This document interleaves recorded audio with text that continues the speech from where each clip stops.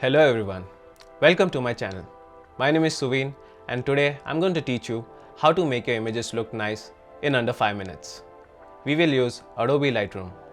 We'll be focusing on a landscape picture, and if you don't have a landscape picture, you can click the link in the description to download the image and follow along. So as you can see in the picture, the sun is a bit overexposed. So we'll do some changes to bring the exposure down. We'll go to the highlights, bring it down a bit, and also the whites. Also in the shot, the sun is setting, so what we can do is we can add a little bit of magenta to give it that sunsetty vibe. Just a little bit, don't overdo it. Of course, you can dial the settings according to your preferences, but for me, +12 is the setting that I would go with. Also, what you can do is you can increase the shadow a bit so that the shadows are lifted from the mountains over here, and we have a more clearer definition of this mountain closest to us. Now we'll add a linear gradient to our foreground, that is the grass in this image, to darken it so that our focus is drawn to our main subject, that is the sun, the mountains and the sky. We'll also be using a linear gradient on the top half of the screen so that we can darken out the sky, which is a little bit exposed for the evening sky. We'll bring the highlights down a little bit. As you can see, there's a little bit of vignetting which gives it that evening dark look. In the HSL sliders, we'll go to the purple and magenta part, wherein we'll increase the saturation a bit. So if I turn the adjustment on and off, you could see a subtle difference in the colors of the image. Now we move on to the color grading section. Over here, we'll go to the shadows specifically because we want to add magentas into our shadows as well.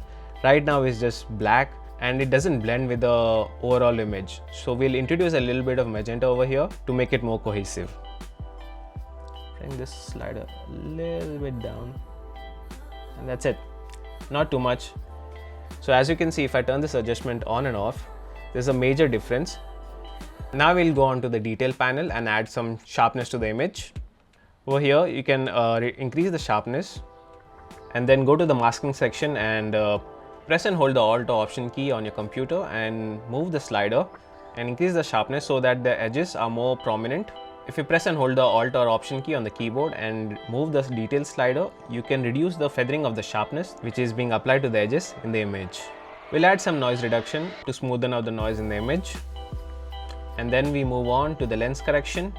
In the lens correction panel, we'll check both the remove chromatic aberration and enable profile corrections. We'll go to the make of the camera and the model and the lens that we're using. So in my case, it was the Sony, and it automatically picks up the lens that I used and the default profile that was used in the camera.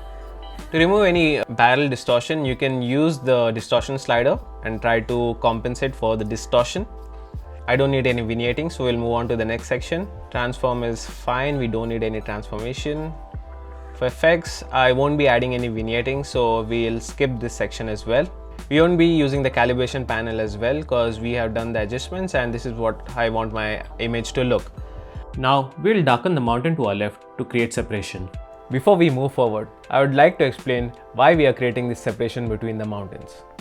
Atmospheric perspective. Objects that are closer to the camera have a stronger hue than the objects that are farther away.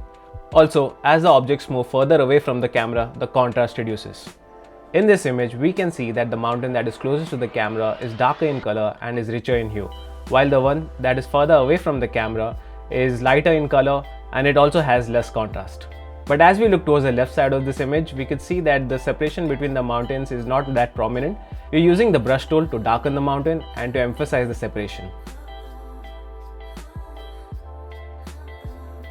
As you can see here, we have painted over the first mountain and the only thing we need to do is bring the shadow slider down just a little bit, not too much, so that the separation is clearly visible between the mountains.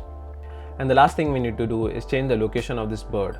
So according to the rule of thirds, the bird should be somewhere in the top right quadrant, that is over here, to create a balanced image. To do that, we'll go to the spot removal panel, that is this icon over here. Click on the heel button, increase the feather, and then click on the top right corner where you want the bird to be placed. After doing that, you drag the other circle and put it over the bird. As you can see, the bird appears over here. It's just copying the bird that is over here and pasting it over here. So the only thing left now is just to hide the first bird. To do that, we'll use the same cloning brush and this time we'll click on the first bird. And when you do that, the bird is gone. So that's it. That's all you need to do to transform your image from this to this in under 5 minutes. Let me know your thoughts and feedback in the comments below. I would love to see your edits. So you can tag me in the social media platforms given over here. And while you're at it, do hit the like, subscribe and share button for more such engaging content. Thank you.